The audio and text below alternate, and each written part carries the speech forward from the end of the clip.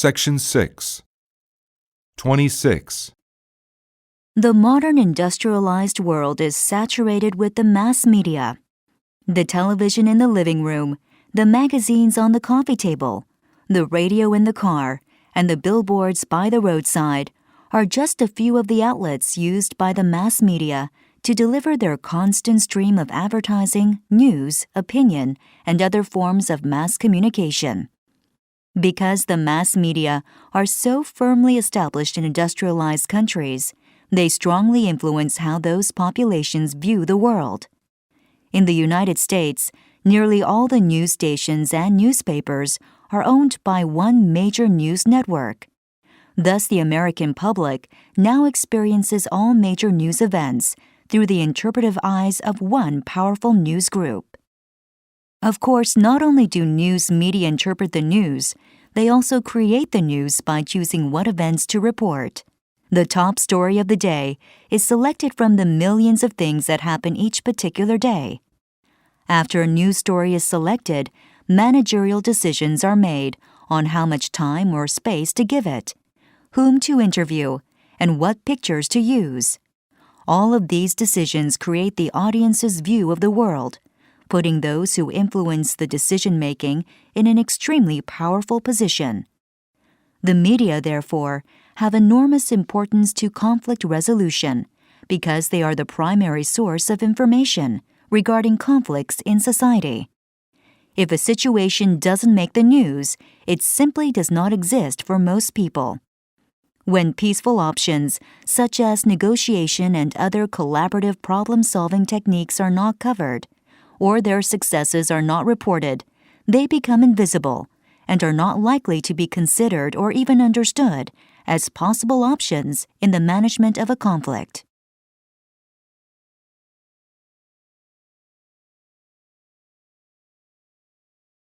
(27) There has been considerable change in the nature of journalism and employment for journalists in recent years. Most notably, the growth of online media is encouraging newspapers and broadcasting companies to launch their own successful internet ventures, creating more jobs for journalists. Despite some predictions that online technology would reduce journalists' employment by automating their jobs, the demand for reporters and editors has risen. Technological developments, such as the internet, are in many respects helping journalists do their jobs better and more efficiently. However, technological change does present some concerns and challenges. Freelancers are becoming increasingly concerned about electronic republication rights for their stories. Journalists have reason to be concerned that as new media and technology change the way news is gathered and distributed, ethics could be ignored in the rush, their independence could be threatened, and public trust in the news media could decline further. The monopoly that newspapers and broadcasters once enjoyed has rapidly been eroded by online media, and now anybody with access to a computer can become a reporter. As a result, media institutions are having to answer more questions from their audiences in regard to accuracy.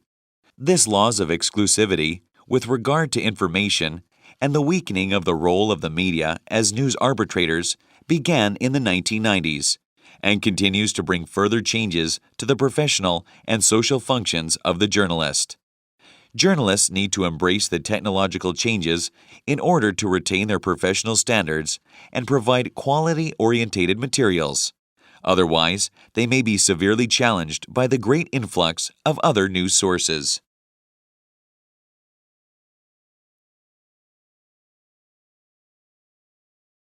(28) The mass media is responsible for creating cultural symbols, which greatly impact our society. As well as having overt primary meanings, these cultural symbols also have secondary, hidden meanings, which are charged with psychological, emotional, or ideological values. It is through the constant production of these symbols that cultural myths are produced. These myths are composed of stories, stereotypes, and images that symbolize the main aspects of culture. For example, the mass media bombards us with images of female physical perfection. Through these, the modern woman has been taught the cultural myth that unless she is able to improve every feature of her face and body, she will never be considered successful as a woman. Thus, women have been conditioned to spend their money on expensive clothes and cosmetic products. Far from being a true representation of society, cultural myths are created by advertisers, journalists, television producers, and movie directors. These myths influence consumers' thoughts and values, working to create a society in which people consume products without thinking about the origins of the myths. Critics of mass culture consider it to be basic conditioning and manipulation. They think cultural producers use myths to make large profits. When viewed this way, mass culture is nothing more than an illusion created by cultural industries.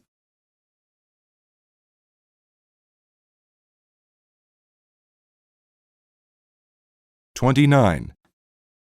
Many different sports events take place in the Olympics, and each appeals to a different audience. For example, while track events appeal to some viewers, archery appeals to others. If both events are taking place simultaneously, then it is the job of gatekeepers to decide which event to televise. Gatekeepers estimate whether the demand for track events is greater than the demand for archery. If the demand to see both is equal, then gatekeepers consider broadcasting both events by continually switching between the two. However, if possible, gatekeepers try to avoid this option as it costs twice as much as covering just one event. As a result, the majority of Olympics television coverage is of single events at a time. Events such as table tennis are given a lot of coverage because they last for hours, and television companies only have to pay a lump sum to cover them. Shorter events, such as pole vaulting, are avoided by smaller TV channels because they are relatively more expensive to cover. Another way that gatekeepers make their decisions is according to nationality bias. For example, Chinese channels tend to give Chinese gymnasts considerable coverage. English-speaking channels tend to give a lot of coverage to athletes from the USA and Great Britain. All networks cover famous athletes in order to increase the audience. For example, in the 2000 Olympics, Hong Kong channels gave extensive coverage to the local 1996 gold medalist windsurfer Li Sansan. However, when it became evident that she was not going to win another medal, windsurfing coverage decreased considerably. In the end, gatekeepers have to try to decide who the events will appeal to and how many people will watch them. This sometimes results in 2 or 3 channels covering the same event in the hope of attracting viewers.